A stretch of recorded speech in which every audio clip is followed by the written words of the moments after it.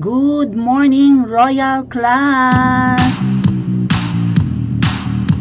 What's up, mga Mawinians? This is the Princess of the Universe, Maui Sensei. Welcome sa ating recorded vlog. Okay. Pasensya na po, wala tayong live ngayon dahil ang inyong Principesa ay nag-day off muna. No? Bibigyan ko naman ng pahinga ang aking katawang lufa. Oo. Luluwas mo ng inyong Principesa, and by the time na pinapanood nyo po itong ating recorded vlog, ako ay nasa galaan na, okay? I'll see you sa susunod nating live. But in the meantime, syempre magre-record ako ng video para naman kayo may mapanood. Ano po? Na mamimiss nyo ko at mamimiss ko rin kayo, di ba? So, habang ako ay nagpe-prepare para sa pagluwas, mga ate at kuya, may nag-send sa akin ng message. And ito yung message niya. And unawain na lang natin kung ano kung ano ang sinabi. Ayan. Mahaba yung palitan namin ng message. Hindi yung usual na pag nagbigay ng info magte-thanks na lang ako and tapos na yung conversation. Kasi may mga tanong-tanong pa ako patungkol dito eh. Okay? So nag-send ng link sa akin ng isang angel. Ganyan. At may follow-up na message. Kaya ako pinapakita yung screenshot sa inyo. Hindi ko naman dinidisclose yung information or yung whereabouts nung nagpadala sa akin ng info. Para lang mapatunayan sa inyo na hindi imbento ang vlog natin. Okay? Or hindi fake news. Diba? May kumukontak sa atin. Just like what those puting ahas is doing or are doing, diba? For Miss Maharlika. So, nag-send ng link ng Facebook. And then, may follow-up na message, nasa payroll ni Tambi. Sino si Tambi? Paki-comment sa comment section. May kilala ko Tamba. Isang tao lang ba yun? Ano ba? Ang release ng bayad. Oh my God. Nabasa ko na ito mga ate at kuya, pero hanggang ngayon nagigimbal pa rin accounts. Ang release ng bayad ay nasa opisina ng isa sa mga congressman na may pagkatamba rin. So, sino kaya yung congressman? Mamaya bibigyan ko kayo ng clue, ha? Pag nakalimutan ko, ipipin ko na lang sa comment section. Sa dami-dami ng gusto kong sabihin, minsan nakakalimutan ko yung iba. So, sabi ko, OMG! Thanks po sa info. Ayan. Bibihira lang naman akong kontakin ng mga, 'di ba, ng mga insiders, ng mga nakakaalam sa galawan sa alam niyo na, yung bahay na nandiyan sa tabing ilog ng Pasig. So, pero may malabo sa akin eh. Malabo yung message. Sabi niya kasi, ang release, okay, nasa payroll daw ni Tambi. So, ibig sabihin, mga binabayaran ni Tambi. At ito nga po yung mga nasa pictures. Mga sir, mga kilalang vloggers to, mga ate at kuya.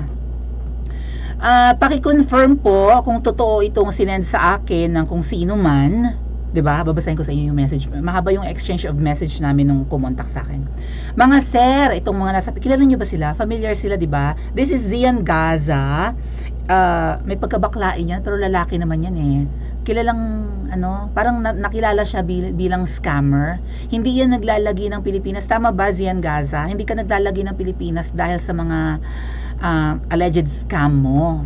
Kasi nasa Thailand yata to ngayon, dati sa Dubai rin yung nakatira. So, yung pamumuhay niya, very elite din, very maluho, very, parang siya, yung mayamanin, ganyan. At kilala to mag-vlog, mga ate at kuya. Kapag nagla-live to, I think millions ang nanonood. Kilala siya. Parang pinopromote nga niya na siya yung may pinakamaraming viewers sa live. Punta ko siguro mamaya yung kanya FB. Ang dami kong gustong sabihin, mga ate at kuya. Pag nagla-live yan, talagang millions ang nanonood. Parang dati hundreds of thousands, naging 300,000, baka millions na nga eh. Kasi hinihit niya talaga yung parang pag-Guinness Book of Records na pag diba, na vlogger na kapag nag-live, ang daing nanonood talaga. Malaki kasi ang bayad, mga ate at kuya, syempre. Hanap buhay yan yung pagla-live, di ba, or pagba-vlog. So, biro mo viewers mo millions, tayo mo pa ang presidente ng Pilipinas, tama ba? Okay, or maybe sina ano, si Liz Kian or Katniel, o yung nasa gitna po, si Rendon Labador, Matsu yan siya, and kilala siya bilang sausawero or something, ganun. Mahilig siyang mahilig siyang umeksena sa mga recent ganap, mahilig siyang magbigay ng reactions, mapa showbiz, and I think hindi masyado sa politics, pero mahilig talaga siyang sumausaw, and minsan tumatama naman siya, kaya lang, na-take down yata yung YouTube niya at Facebook eh. Siguro may mga violations. Nakakalungkot dahil naranasan kong ma-take down ng aking YouTube, and malaking pilay, malaking dagok sa isang vlogger ang maalisan ka ng platform. Kasi nga, 'di ba? Bread and butter mo 'yan, doon ka kumukuha ng panggastos mo araw-araw, 'di ba? Yan na yung career mo, ang pagba-vlog, mga ate at kuya, career na 'to eh. So sila for sure mga millionaires na 'tong mga 'to. So mga bigating vloggers, at sabi sa akin ng kumontak sa inyong Principesa ay nasa payroll na sila. So mga sir, totoo ba itong chika sa akin? Mind you, ang kumontak sa akin ay tagaloob. Yung kung minsan tinatawag nilang footing ahas. So may alam sa nangyayari sa loob, mga ate at kuya. Yung nasa dulo, yung parang bihis ng pang-90s, naka-lepistic, that's Makagago. Kilala rin yan, mga ate at kuya, na vlogger. Maangas yan. Ang alam ko, nakikipagsabayan dati kay kay FLM. Kay FLM.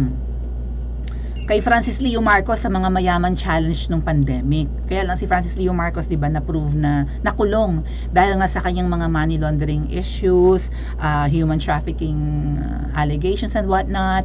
Walang piyansa 'yun, mga ate at kuya, kaya hindi makalabas si Francis Leo Marcos na, 'di ba, sabi kamag-anak daw 'yun ng mga Marcoses. So nakikipagsabayan yan si Makagago doon. Kilalang vlogger si Makagago. Mga kasabayan niya siguro sino ba tong babaeng kilalang vlogger? Nalimutan ko na. Si Zainab Harake, yan, Tony Fowler, mga ganun mga kasabayan niya siguro yan. Mga kilalang vloggers. And take note, paano ang mga Ensaymada vloggers? Ay ang pamalit na ba sila sa Ensaymada? Kasi parang hindi mabisa ang Ensaymada eh. Parang hindi sila nagsasucceed sa goal na sirain ang mga DDS, sirain ang mga Duterte, sirain ang mga anti-Marcos personalities, sirain si VP Sara. At i-discuss natin mamaya on a separate vlog yung ginagawa ng mga to ngayon. Kasi nakakapagtaka pong talaga, mga ate at kuya bakit iba na ang galawan nitong mga vloggers na to. Hindi naman sila masyadong nagbe-venture into politics or political vlog, pero ngayon binibira nila si VP Sara. Going back sa message sa akin ng informant natin sa loob, kaya mga sir, nagtatanong lang, 'di ba? Hindi ko kayo inaakusahan. Totoo ba ang sinend sa aking message? Eto nga. Nasa payroll daw kayo ni Tambi. Ang release ng bayad ay nasa opisina ng isa sa mga congressman na may pagkatamba rin. Mga ate at kuya, ibigay ko na yung clue sa inyo kung sino ang tinutukoy kasi nga mahaba yung exchange of message namin ito. Syempre nagtanong ako, although nagpasalamat na ako sa info, nag-follow up ako, sino yung congressman na tinutukoy na may pagkatambi? Siya lang naman yung kapatid ng mga giorno na mga maangas na lalaki. And malimit kasama ni Tambi sa mga ganap-ganap. Minsan humahawak ng itlog, minsan humahawak ng bigas, minsan nang re-raid ng mga bodega ng bigas ng mga naka-hoard. Kasama laki siya ni Tambi sa mga lakad sa hindi natin alam na dahilan. Baka magiging running mate ni Tambi yan pagdating ng 2028, malay natin, di ba?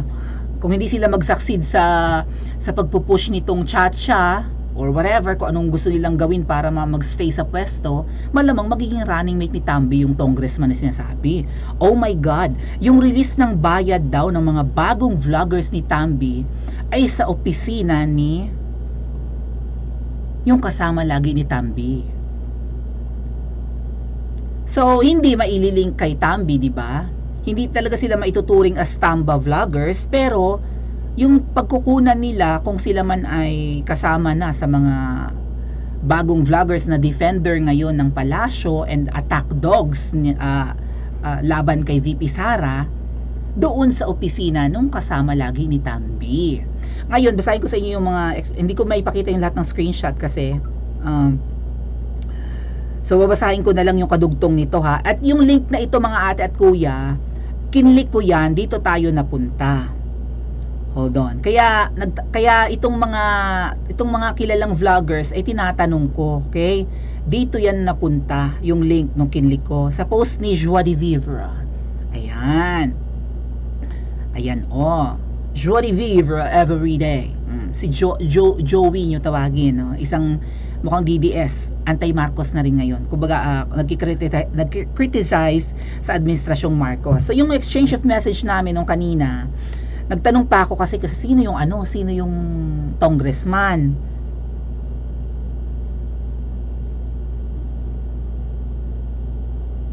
Oh my God, pinangalanan talaga.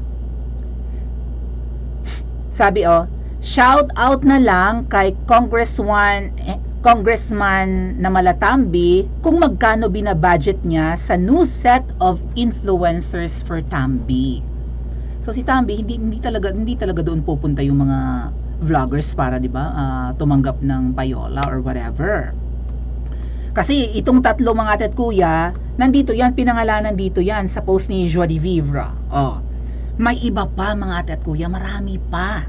Maraming mga bago at kilalang vloggers ngayon ang allegedly ay nasa payroll ni Tambi pero parang nga naman hindi disimulado sa payroll ng congressman na kabuntot lagi ni Tambi. Kukunin. So, shout out na lang kay Congressman kung magkano ang binabudget niya sa new set of influencers, mga ate at kuya, kung totoong itong mga batikang vloggers ang nasa payroll, milyones ang kinikita ng mga to sa pagbo-vlog. So, nag-level up baga ang mga ang Tambi at ang grupo ni Ahas at Tambi, di ba? Nag-level up sila pagdating sa gastusin. Nagtatanong lang naman. Hindi na sila satisfied sa performance ng Ensaymada. Nakakaloka ha? Abangan na lang po natin paano mag-shift si may pinangalanang vlogger. Banggitin ko na, Pawn Star. Pawn Star yung parang sangla-sangla thing Hindi yung porn star na na naghuhubad-hubad. Pawn or pawn nyo basahin. Pawn Star sa pagpo-promote kay Tamba. So yung Pawn Star siguro hindi katulad pa nitong mga nasa picture na vloggers na halata na nagpo-promote na talaga kay Tamba ngayon. So nagtanong ako.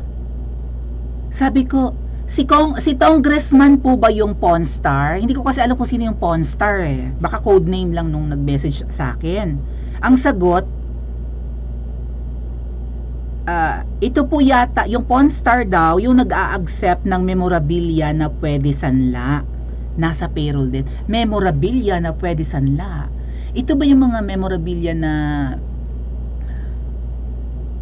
baka yung mga ganun, parang di ba may mga pawn star kahit sa US, like yung mga halimbawa mga antique na gamit, ganon, isasangla. May ganyan sa Pilipinas, di ba? May ganyan ding version sa Pilipinas na minsan inaabot ng milyones ang halaga, depende sa sentimental value maybe or historical value ng mga isinasanla.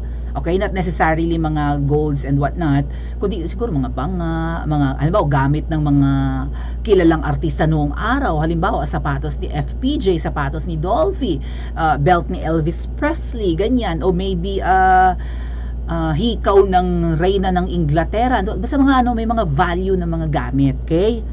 So, sino yung Pawn Star? Siguro may ganyan talagang vlogger din, okay, na ganyan yung kanyang content. Abangan daw natin kasi baka sooner ipopromote din daw niyan si Tamba. So sabi ko ba, si Congressman ba yung Pawn Star? Si Congressman daw ay funder. Yung Congressman na Malatamba or kabuntot ni Tamba, funder daw yun ng mga bagong sets of bigating vloggers. Gamit ang pera ni Tamba. Ay, parang bagman pala itong congressman. Ilang bilyon kaya, no? Okay. Ito pa yung sabi ha. Magkakasama kami last Thursday sa Christmas dinner, pero hindi ko tinanggap yung job offer. Sabi sa akin nung nag-message. Nandun siya sa Christmas dinner. So, kilalang tao siguro itong nag-message sa akin. Hindi ko masikmura. Okay? Hindi daw masikmura yung, may Christmas dinner. May nakita akong post ng Christmas dinner, mga ate at kuya. Saan banda yan? Ito ang tinutukoy na Christmas dinner and Christmas party. Nag-type kasi ako, mga ate at kuya, ng Christmas party Malacanang. Ito ang lumabas. So may mga Ensaymada vloggers na nandito, may artista din. Ayan, si Imelda Papi nandyan. So this was the Christmas dinner in Malacanang or somewhere but sponsored by Malacanang, 'di ba? Christmas party, Christmas dinner. Nandito rin yung picture ng leader ng mga Ensaymada, yung handler ng Ensaymada, nandito rin yung mga Ensaymada vloggers. Mag-open tayo ng pictures. So mga Ensaymada vloggers, kayo ba ay asawa to, no? Hindi siya vlogger. Kayo ba ay hindi na pinagkakatiwalaan dahil may mga new sets of mga bigating vloggers na, pero at least nasa Christmas dinner pa rin kayo, di ba? Sa Malacanang ano to eh, I think, well, yeah, pero konti lang sila, no? Mangilan-ngilan lang ang nanditong umattend ng mga Ensaymada. Right? Familiar yung mukha ng iba. Nandito rin yung vice president ng Team Tubol. Nakita ko. Iilan na lang. Kakaunti na lang sila talaga. So, nandito kaya yung nag-message sa akin? Ano to? Biscuit? Maligayang Pasko. Zoom nga natin. Hindi ko makita, mga ate at kuya.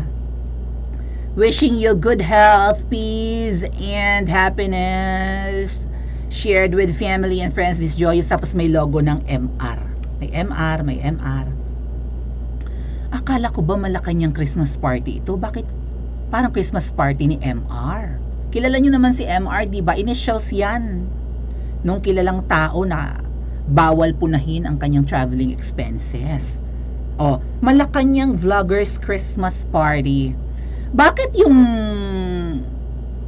cookies kanina na parang giveaway, bakit hindi PBBM cookies? Katakataka, no? Ano pa ba yung, baka may message pa dito sa akin? Ayaw lang pa-mention ng name nung nag-message sa akin. Ito yung convo namin. Ayaw lang niya magpa-mention ng name. My God.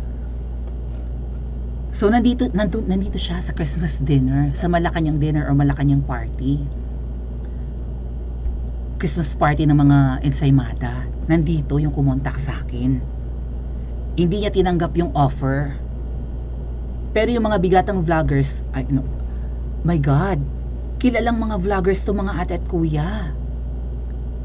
Pero anti-VP Sara na rin yung mga yan. Ayan nga po, sa post na ito, mamaya pag-usapan natin on a separate vlog, pinupunan nila si VP Sara. This is Rendon Labador. Okay, ano pa yung mga nakita kong post dito? Ito yung post ni Rendon Labador. Kilala siyang Matsu.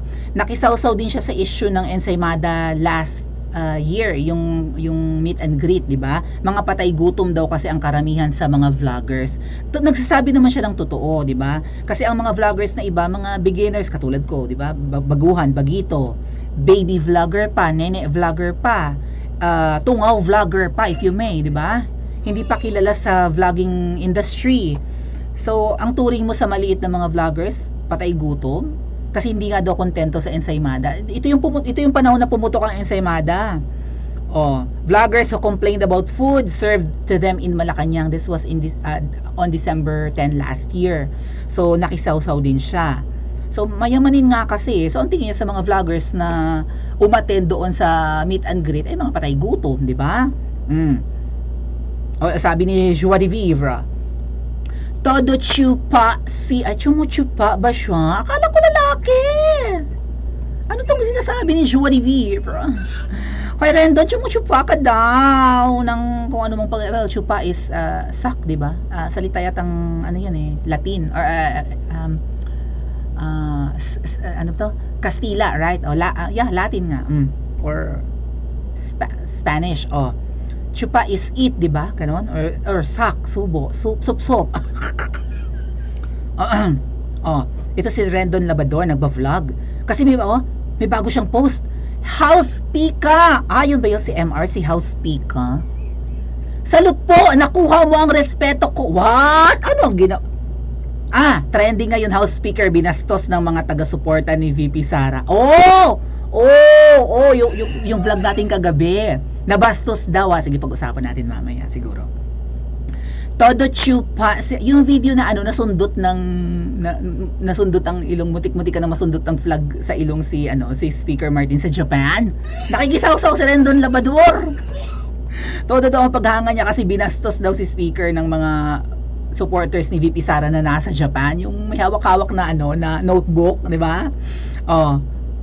Saludo siya, nakuha daw niya ang respect. What? Humanga siya ng bonggang-bongga sa pagiging cool ni Speaker Martin dun sa Japan, na kahit nabastos siya ay ngiti-ngiti lang. Grabe naman. Anyway, hayaan na natin siya. Todo chupa si Rendon, mukhang malaki-laki ang TF. Ano yung TF? Talent fee ba ito?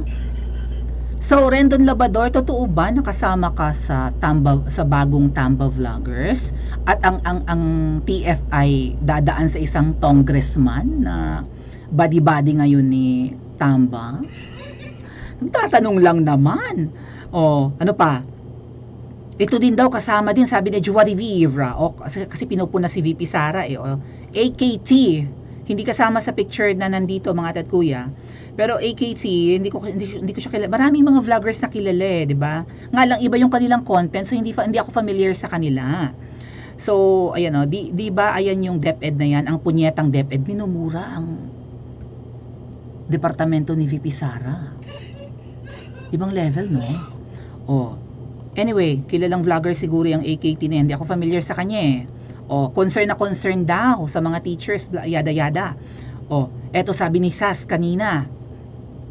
Ang daing pera ni Thumby. Thumby yung gumanon sa Japan, yung gumanon.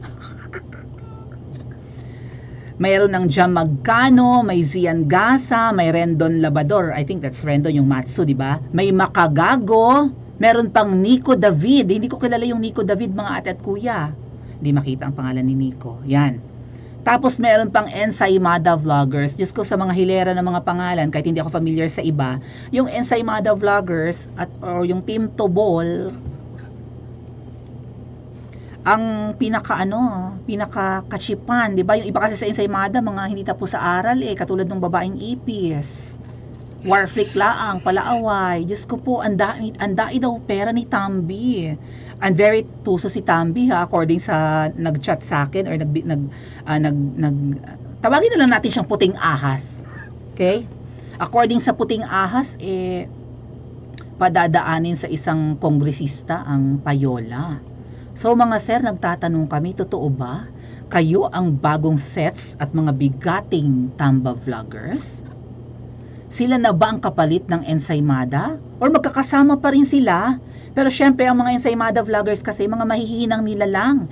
Hindi nila kayang gibain ang reputasyon ni VP Sara. Number 1 pa rin na pinagkakatiwala ang department, ang DepEd, and most trusted secretary pa rin si VP Sara, according sa mga surveys. Gusto pa rin ng taong bayan.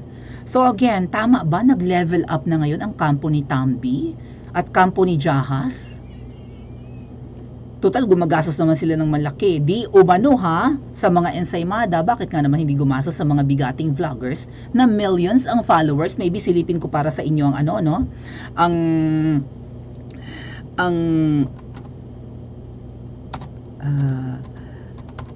page ni Zian Gaza. Teka lang.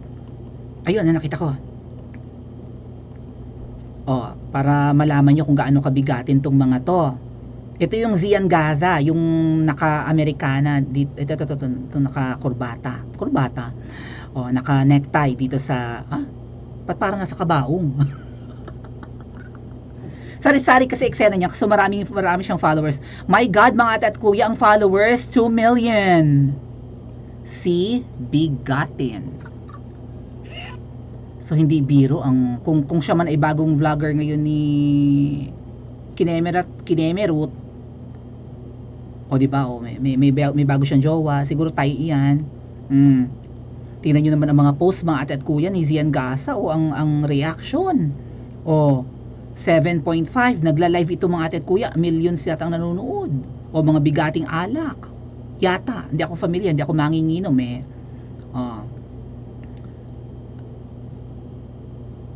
Ano yan? Wala akong makaption. Bakit wala kang makaption? Natatawa ka ba o na-offend ka rin? Katulad ni Rendon Labador.